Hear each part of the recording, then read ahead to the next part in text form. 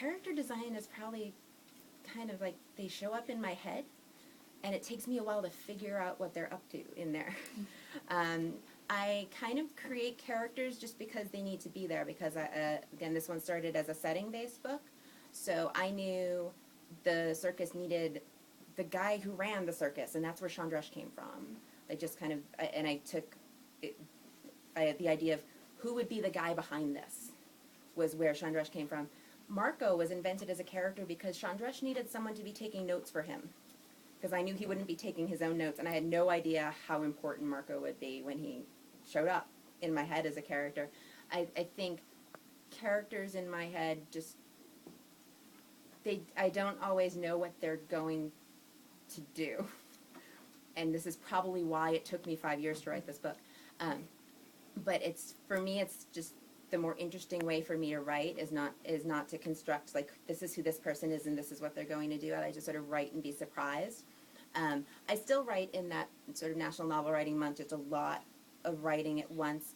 You might want to call it binge writing. I'm not like a write every day sort of writer. I will sit and write like 25,000 words in a week, and then I won't write for a month.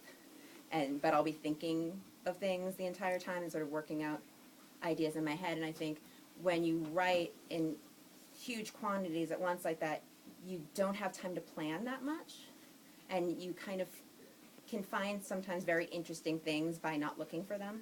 Like it's like literary excavation, maybe, to just kind of dig through your imagination and see what shows up. So that's how I come up with my characters. I think I'm always concerned with making each character very distinct, and one of the things I wanted to do with the circus was I didn't want anyone to seem like a secondary or tertiary character. I wanted it to be an ensemble piece. I always get upset when, like, the little blurb about the book says nothing about Bailey. Just like, man, he's like such a big important part of the book, and I wanted it to be everyone's story. I didn't want it to be just Marco and Celia's story. I wanted it to have this sort of sense of each one of these people is the main character in their own story, and that's sort of where there's a monologue toward the end of the book that kind of touches on that your story is part of someone else's story is part of someone else's story, and that's where every character had to come from while I was writing. And I think with things I'll write in the future, I'm always going to have that idea in my head as well.